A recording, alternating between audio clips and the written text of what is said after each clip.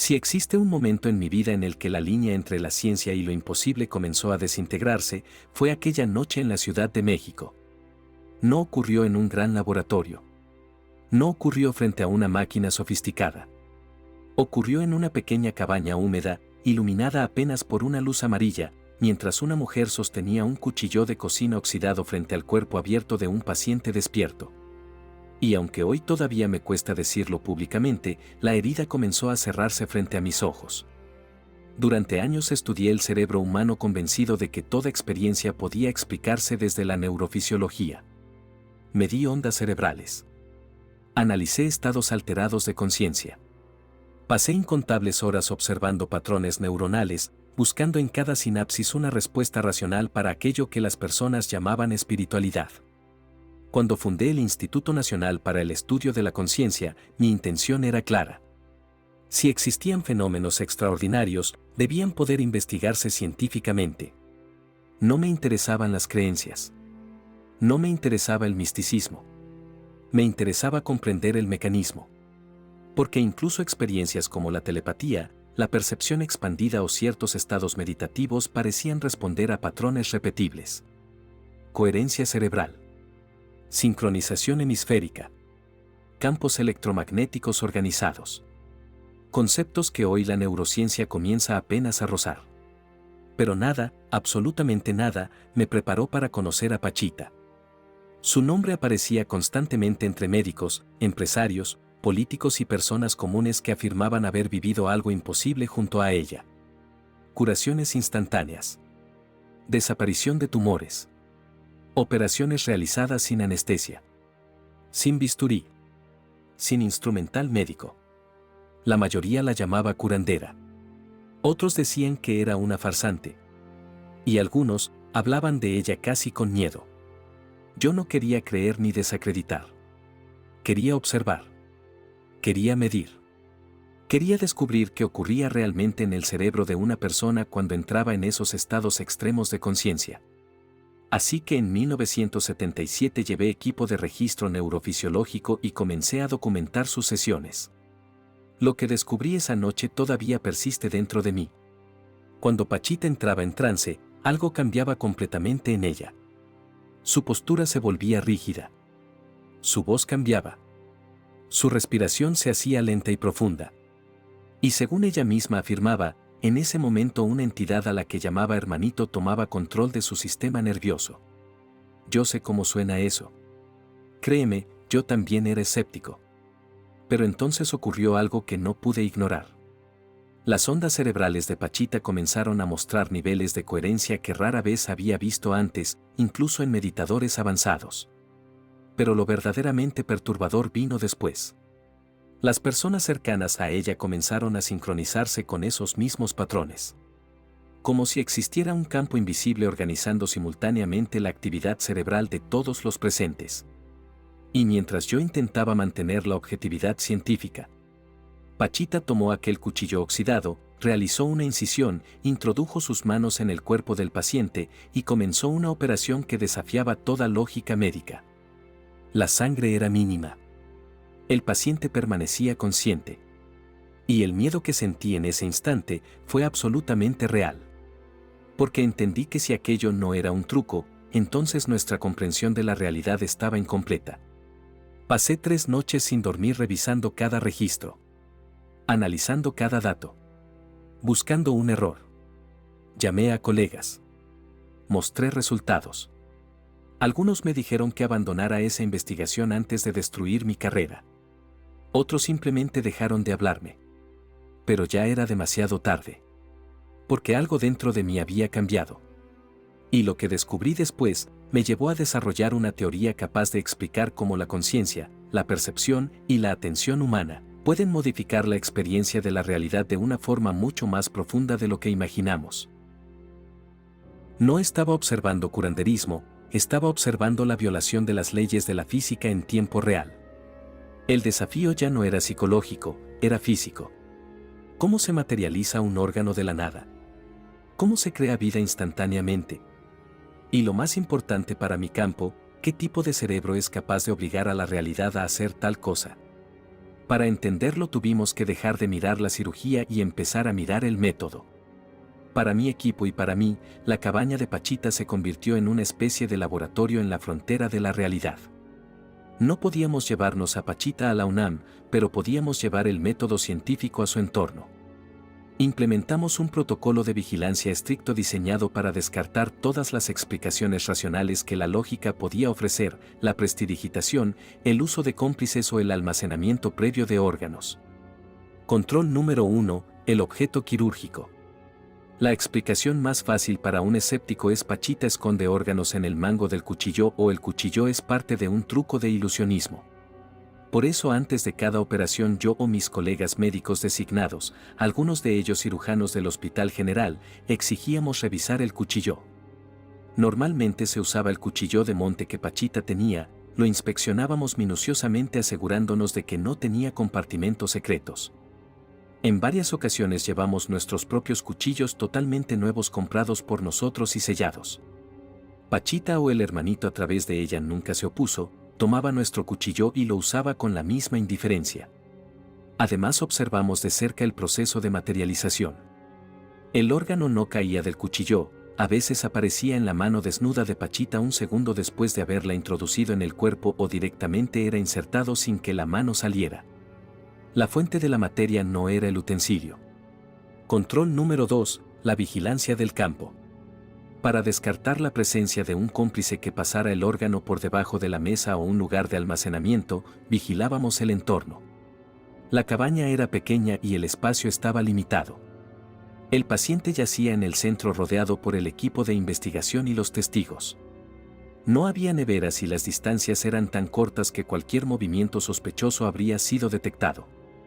En los casos más complejos yo mismo o un colega éramos los únicos que tocábamos el órgano extraído, colocándolo en un recipiente sellado de inmediato para el análisis patológico. El hermanito no tocaba los órganos una vez fuera, lo que eliminaba la posibilidad de que estuviera cambiando el órgano en el aire por uno sano. El fenómeno imposible, el corte sin trauma. Pero la prueba más difícil de rebatir no era la materialización de órganos, sino el corte mismo. Cualquier cirujano sabe que la incisión es la parte más simple pero la más traumática de la operación. Cuando abres la piel el cuerpo entra en alerta máxima. Hay sangrado profuso, se cortan capilares y arteriolas, la respuesta inmune se dispara y el dolor es tan intenso que requiere anestesia profunda. Pachita abría la piel con un solo trazo profundo hasta llegar a la cavidad abdominal. Pero la herida no se comportaba como una herida normal. El sangrado era mínimo, casi insignificante. El paciente totalmente consciente apenas manifestaba una ligera molestia o una sensación de hormigueo. Este es el misterio que ninguna ilusión o truco de magia puede explicar. El cuerpo no respondía al trauma biológico esperado. Mi hipótesis, basada en la teoría sintérgica, tuvo que ser la siguiente. Pachita, o el hermanito, lograba una conexión con la conciencia del paciente tan profunda que modificaba la respuesta biológica a nivel celular. Antes de que el cuchillo cortara, el campo neuronal de Pachita ya le había avisado al cuerpo del paciente, esto no es un ataque, esto es una modificación de emergencia, no sangres, no sientas dolor, no reacciones con inflamación. Ella estaba operando no solo el cuerpo físico, sino el plan informativo del cuerpo, estaba modificando el algoritmo biológico de la curación en el momento del corte, por eso la herida no sangraba y la cicatrización era casi instantánea. La información de herida abierta era anulada por la información de proceso de curación instantánea. Esto hizo que mi equipo se diera cuenta de que estábamos ante algo que iba más allá de la telequinesis, no era mover objetos, era reorganizar la biología con la intención pura. ¿Y si podía manipular la biología del paciente para anular el dolor, qué podía hacer para materializar un órgano de la nada? La respuesta a eso solo podía venir del análisis químico. Si hasta ahora han mantenido la esperanza de que el caso Pachita podía explicarse por hipnosis, anestesia mental o trucos de manos, lo que voy a revelar ahora pondrá a prueba esa fe. El verdadero desafío de Pachita no era abrir y cerrar un cuerpo, era el destino de la materia, el análisis de la materia extraída. En cada cirugía importante nuestro equipo tenía un protocolo estricto para los órganos que Pachita extraía. Recogíamos el riñón o el tumor inmediatamente, lo sellábamos en contenedores esterilizados y lo enviábamos a laboratorios de patología independientes en hospitales de la Ciudad de México, sin revelar la fuente. Los patólogos, gente rigurosa que no creía en cuentos de chamanes, nos enviaban sus informes. Los resultados fueron consistentes y demoledores para la teoría del fraude. 1. Eran órganos humanos, descartado que fueran de animales. 2. Estaban biológicamente activos y frescos, descartado que fueran modelos de goma o de plástico. 3. Tenían la patología que se esperaba. Si se extraía un tumor hepático, el análisis confirmaba cáncer de hígado. Si se extraía un riñón, el análisis confirmaba nefritis crónica. Esto confirmaba una cosa: Pachita no estaba haciendo un corte superficial y distrayendo al paciente, estaba operando, estaba extrayendo el mal biológico real que aquejaba al paciente. La materialización del órgano sano, pero la segunda fase, era la que nos llevaba a la frontera de la física. En muchos casos, después de extraer el órgano enfermo y desecharlo, Pachita introducía su mano vacía en el cuerpo, a la altura de la incisión. No había bolsa, no había nevera, no había cómplices. Al retirar la mano, en el lugar donde debía estar un riñón o un hígado, había un órgano nuevo. Lo inexplicable, al igual que los órganos extraídos, es que estos órganos materializados también eran biológicamente auténticos, con un flujo sanguíneo activo y en perfecto estado. Eran tejidos vivos que Pachita injertaba y luego la herida se cerraba sobre ellos. El paciente se levantaba a los pocos días con la certeza clínica de que su vaso, antes canceroso, había sido reemplazado, y en la mayoría de los casos que pudimos seguir, el cáncer no regresaba. ¿De dónde venía ese órgano nuevo? Para la ciencia solo hay una forma de obtener un órgano.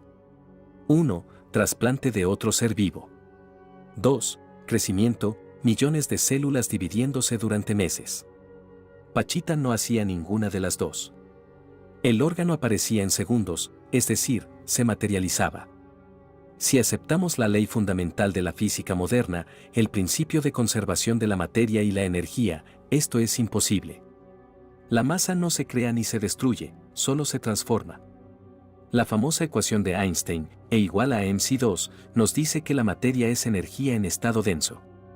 Para materializar un riñón, que tiene una masa y una composición molecular específica, en un instante se requiere una cantidad inmensa de energía que tendría que ser extraída de algún lugar. Jacobo Greenberg tuvo que certificar con dolor lo siguiente: se estaba violando el principio de conservación. Pachita estaba demostrando que la materia no es una cosa permanente y sólida, sino un evento. Estaba demostrando que la energía pura, probablemente la energía de la látice, podía ser condensada y organizada instantáneamente en una forma viva y compleja, un órgano funcional. Esto significa que Pachita no era una curandera mágica, era una transmutadora de la materia a nivel biológico. Estaba demostrando que la conciencia puede acceder a la sala de máquinas del universo para condensar energía en forma de vida. La ciencia, sin embargo, no pudo explicarlo. Y la razón es simple: la biología está diseñada para explicar cómo funciona la vida después de que se crea. No tiene categorías para explicar cómo la vida se crea instantáneamente a partir de la energía pura. El fenómeno de Pachita me obligó a concluir que lo más poderoso del universo no es el cuchillo, sino la intención coherente. La evidencia del caso Pachita fue apabullante. Los análisis patológicos confirmaron la autenticidad de los tejidos y la vigilancia descartó el fraude. Pero aún así, la ciencia convencional dio la espalda al fenómeno. No pudieron refutar la evidencia, así que la ignoraron. La pregunta clave entonces no es cómo lo hizo Pachita, sino por qué la ciencia médica no puede explicar a Pachita. La respuesta yace en las premisas fundamentales que la medicina y la física heredaron. Pachita violó 3 de estos dogmas. Dogma 1. La cirugía es una agresión bioquímica. La medicina moderna se basa en tratar la cirugía como un evento traumático. Cuando un cirujano opera, 1. Anestesia, se necesita para anular el dolor que de otro modo causaría un shock neurogénico. 2. Esterilización, se necesita porque el cuerpo al abrirse queda expuesto a bacterias que activarán la respuesta inmune y la infección. 3. Sutura, se necesita porque el cuerpo es incapaz de cerrar una herida profunda instantáneamente. Pachita no usaba nada de esto. Esto significa que ella tenía un mecanismo para anular el trauma biológico a nivel molecular. Ella demostró que la información del miedo, el dolor y la infección puede ser deshabilitada por una voluntad más fuerte y coherente. La biología no tiene una explicación para esto porque asume que las reacciones bioquímicas son mecánicas, es decir, que si cortas una vena debe sangrar, es una ley. Pachita demostró que esa ley puede ser suspendida por una fuerza superior. Dogma 2. El ensamblaje molecular requiere tiempo. La biología celular explica que un órgano se forma a través de un proceso increíblemente lento y detallado. El ADN tiene el plano, la información, pero la construcción, el ensamblaje de proteínas, requiere de miles de millones de reacciones químicas secuenciales. Incluso la curación de una herida requiere días. Pachita materializaba un riñón completo en el espacio de un respiro. Esto no es solo una violación de E igual a mc2, creación de masa, es una violación de la cinética química. La vida en su forma material es increíblemente compleja. Un órgano no es una masa amorfa, es una estructura organizada con vasos sanguíneos, nervios y tipos celulares específicos. Para que Pachita materializara un riñón, esa materia tuvo que ser extraída de la látice y, lo más importante, tuvo que ser organizada con una velocidad que desafía el tiempo. La ciencia moderna es ciega a este fenómeno porque se obsesiona con el proceso lento, la evolución, la síntesis, la mutación y niega la posibilidad de la creación instantánea, la ceguera final, la información sin materia. La conclusión final que me obligó a construir la sintérgica fue esta: la ciencia occidental está diseñada para estudiar la materia y su interacción. Si algo tiene peso, si algo ocupa un lugar, lo podemos medir con nuestros instrumentos, pero Pachita demostró que existe una realidad anterior y superior a la materia, una realidad hecha de pura información. Cuando Pachita entraba en trance no se conectaba con un hospital secreto para tomar un órgano, se conectaba con la matriz de diseño de la vida, con el plano holográfico de un órgano sano tal como existe en la látice. Ella no creaba materia de la nada. Ella estaba descargando el código fuente en la información de un riñón y luego usaba una inmensa energía de coherencia para forzar a la látice a manifestar ese código en materia física. Si la látice es el disco duro del universo, el cerebro de Pachita, bajo la dirección del hermanito, se convertía en un teclado con permisos de administrador. El gran vacío de la ciencia es que no tiene categorías de estudio para esta bioinformación no material. No podemos poner el código fuente de un riñón en un tubo de ensayo, por eso la ciencia no rechaza el fenómeno por ser falso, lo rechaza por ser incompatible con su visión del mundo. Pachita no era una anomalía, Pachita era la prueba de que el universo es más flexible y la conciencia es más poderosa de lo que jamás nos atrevimos a imaginar. Si la ciencia convencional es un lenguaje que no tiene palabras para describir a Pachita, entonces necesitamos un nuevo lenguaje, necesitamos la teoría sintérgica. El caso Pachita no es un fracaso de la realidad, es un fracaso del modelo, y el modelo que yo propongo no ve a Pachita como una curandera mágica, sino como un operador de alto nivel de la látice. La coherencia del campo neuronal, la clave de Pachita no era su cuchillo, sino su cerebro en estado de trance. Pachita de forma intuitiva dominaba un estado de conciencia que yo llamo de alta sintergia y coherencia interhemisférica total. Su cerebro, por la intensidad de su fe y su enfoque, dejaba de ser un dispositivo local y se sintonizaba con la matriz global de información, la látice. Recuerden lo que discutimos antes, la látice es el diseño holográfico del universo, contiene el plano perfecto de todo lo que existe y de todo lo que puede existir, incluyendo la composición atómica y celular de un riñón sano. ¿Quién es el hermanito? Pachita decía que era el hermanito, el espíritu de Cuauhtémoc, quien operaba. Yo propongo una interpretación audaz: la entidad no es necesariamente un fantasma con nombre, el hermanito es, en términos sintérgicos, un acceso a la banda maestra de información biológica. Cuando Pachita entraba en trance, su conciencia dejaba de ser Jacinta y se convertía en un portal, ese portal le permitía descargar información biológica de alta complejidad directamente de la látice. El hermanito era el nombre que Pachita le daba a la conciencia universal coherente que conoce el mapa perfecto de un cuerpo sano, era la voz de la inteligencia organizadora. La mecánica de la materialización entonces, como aparece un órgano en un segundo, Pachita no violaba E igual a mc2, lo estaba usando. La materialización es el proceso por el cual el campo neuronal de alta sinergia de Pachita, emparejado con la información del órgano descargada de la látice, colapsaba la energía del espacio circundante en materia organizada. Primero, descarga de información. Pachita sintoniza la frecuencia de un riñón perfecto, la información pura.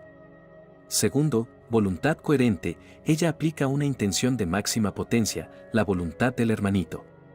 Tercero, colapso del patrón. La energía de la látice, que es ilimitada y está disponible en cada punto, es forzada a adoptar el patrón de ese riñón. Ella no estaba construyendo el órgano célula por célula, estaba imprimiendo el órgano en la realidad. Era como un holograma que se convierte en sólido. La materia ya no se ve como algo duro, se ve como el resultado de una intención aplicada con suficiente coherencia. La clave final de Pachita es que ella tenía la capacidad de ignorar el modelo anterior. La mayoría de los humanos vivimos con la creencia, yo soy débil, la materia es fuerte. Pachita invertía esa ecuación, mi intención es absoluta, la materia es plástica y obediente. Ella demostró que el cuerpo humano y el órgano enfermo son solo una distorsión de la látice y que la conciencia humana, cuando está sintonizada con el diseño maestro, puede deshacer y rehacer esa distorsión a voluntad. Pachita era la prueba viva de que el poder de la conciencia sobre la realidad no es una metáfora, es la ley fundamental de la física. Y esta lección, aprendida en una humilde cabaña con un cuchillo oxidado, fue la que me convenció de que la ciencia no puede seguir ignorando el poder de la mente. El caso de Pachita me dejó marcado de por vida, no por el terror de ver un cuerpo abrirse, sino por el terror de ver mi propia ciencia desmoronarse. Cuando regresé a mi laboratorio en la UNAM, después de documentar las transmutaciones, me enfrenté a una encrucijada profesional y personal. Yo sabía, con la certeza que solo dan los datos empíricos y la observación directa, que lo que había visto era real. Pero también sabía que si publicaba esos hallazgos de forma frontal, la comunidad científica me destruiría. Me acusarían de fraude, de delirio o de haber perdido el rigor académico. Sentí el miedo a ser desacreditado, el miedo a perder mi carrera. Pero, ¿qué vale más, la comodidad de una carrera académica o la obligación de reportar la verdad más grande que la humanidad ha descubierto en siglos? Elegí la verdad. Elegí el rigor de mis ojos y de mis patólogos sobre el dogma de mis colegas. Mi trabajo con Pachita es la pieza que lo conecta todo. Conectó la coherencia cerebral que medía con electrodos, con la creación de materia que observaba con mis ojos. Conectó el concepto abstracto de la látice con la realidad tangible de un riñón nuevo.